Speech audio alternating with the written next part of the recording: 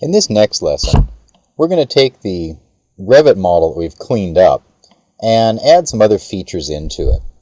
In this concept drawing, this is a particularly nice looking one we can learn a little bit from.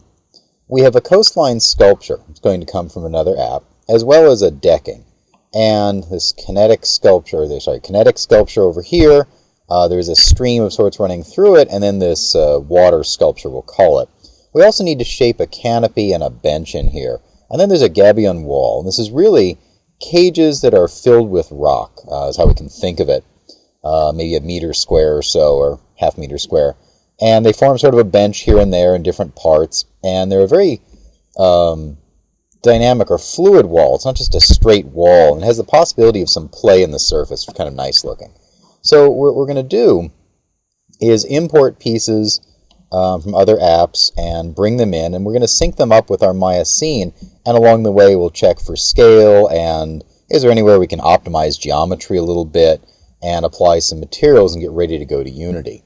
We'll assume in Unity that we're going to do the trees and flowers. Unity has pretty good foliage we can use that's a little cheaper on the horsepower to run, so we'll do that. So we'll get to the point of being ready for a Unity export. In this case, this is the coastline, kinetic sculpture, and decking imported in. This is from AutoCAD, where it's been modeled as NURBS. We can see if we select here, we've got a large range of NURBS curves and a lot of detail going on. And there's our stream bed in the middle.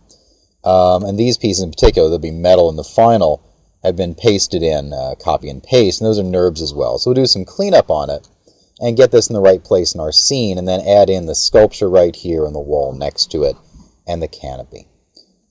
I've saved this as walk coastline sculpture. Just save as here. And so this is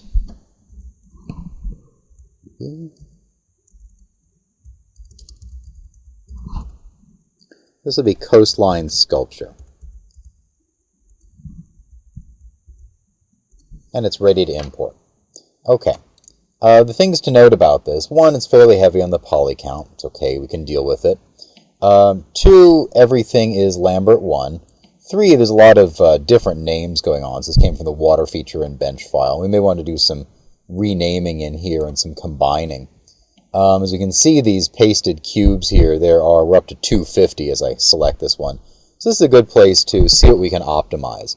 And in Unity, we might be able to deal with this as a texture for these boards, because there's a lot of geometry to make what looks like deck boards.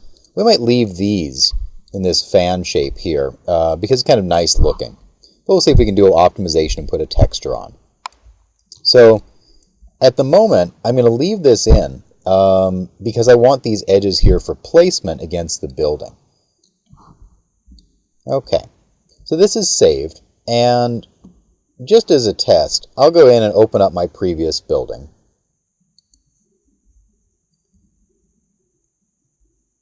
Which is called Base Scene Complete.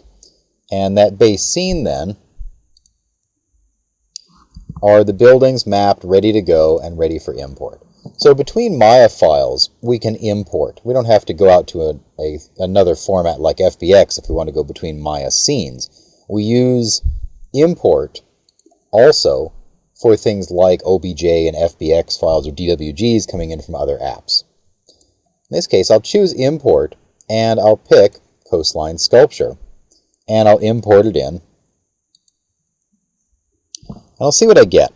And the thing, as I had said before, there's my scene. To really watch out for is scale. That a lot of times working in different apps, people may work in different scales, they may not come in correctly. Their units may be set differently, and there's a good chance that people simply don't model in true scale, and that will pose some issues. So I know that I've got my Revit piece in right size, in real-world scale. My other sculpture, as we would see it, although the geometry is all there, it looks about the size of the palm of my hand. So I want to scale this and adjust it.